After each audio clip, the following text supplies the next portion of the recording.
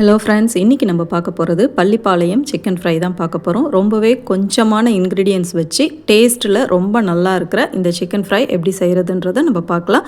இதுக்கு முதல்ல ஒரு வாணலில் ஒரு 3-4 டேபிள் ஸ்பூன் அளவுக்கு நல்லெண்ணெய் விட்டுக்கோங்க. 1 டீஸ்பூன் பெருஞ்சீரகம் தாளிச்சிட்டு நிறைய கருவேப்பிலை கிள்ளி சேர்த்துக்கோங்க. இதுக்கு நான் 12 காஞ்ச மிளகாவை விதையை நீக்கிட்டு கிள்ளி சேர்த்துருக்கேன். இதுதான் இதுக்கான காரமே. இதை நல்லா இந்த எண்ணெயிலே நல்லா வறுத்து விடுங்க. நல்லா வதக்கினதுக்கப்புறம் நம்ம சின்ன வெங்காயம் ஒரு 30 சின்ன வெங்காயம் நல்லா பொடியாக நறுக்கி எடுத்து வச்சுருக்கேன். அதையும் சேர்த்துட்டு அதையும் இது கூடவே சேர்த்து நல்லா வதக்கலாம். இதுக்கு தேவையான பொருட்களே சின்ன வெங்காயம், காஞ்ச மிளகா, இஞ்சி பூண்டு விழுது, கொஞ்சமாக தேங்காய் பல்லாக நறுக்கி சேர்க்க போகிறோம். அவ்வளோதான், இதுக்கு தேவையான பொருட்களே இவ்வளோதான். இப்போ இதில் தேவையான உப்பை சேர்த்துருங்க. சேர்த்துட்டு இஞ்சி பூண்டு விழுது 1 டீஸ்பூன் அளவுக்கு சேர்த்துருங்க.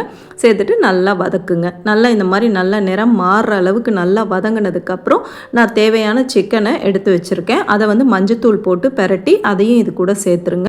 சேர்த்துட்டு இப்போ இது எல்லாத்தையுமே நல்லா வதக்கி விடுங்க. இப்போ கொஞ்சமாக தண்ணி ஊற்றி மூடி போட்டு இந்த சிக்கனை வேக விட்டுறலாம். நல்லா வெந்து வந்ததுக்கப்புறம் எப்படி இருக்குன்னு பார்க்கலாம். பார்த்திங்கன்னா இந்த மாதிரி தண்ணி எல்லாம் சுண்டி சிக்கனும் நமக்கு இந்த காரத்திலே நல்லா வெந்து வந்துருச்சு.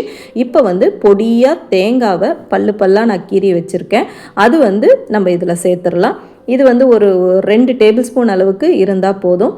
கூடவே இன்னும் கொஞ்சம் கருவேப்பிலை இலைகளையும் சேர்த்துட்டு நல்லா கிளறி விட்டு எடுத்தோம்னா நம்மளுக்கு பள்ளிப்பாளையம் சிக்கன் ஃப்ரை சூப்பராக ரெடி ஆகிடுச்சு. ஒரு ரச சாதத்துக்கும் வெத்து சாம்பார் வச்சு கூட இதை நீங்கள் தொட்டு சாப்பிட்லாம். அவ்வளோ டேஸ்ட்டாக இருக்கும்.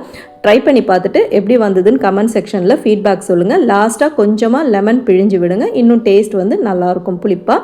வேணும்னா அதை செய்யுங்க, இல்லைனா அதை ஸ்கிப் பண்ணிவிடுங்க.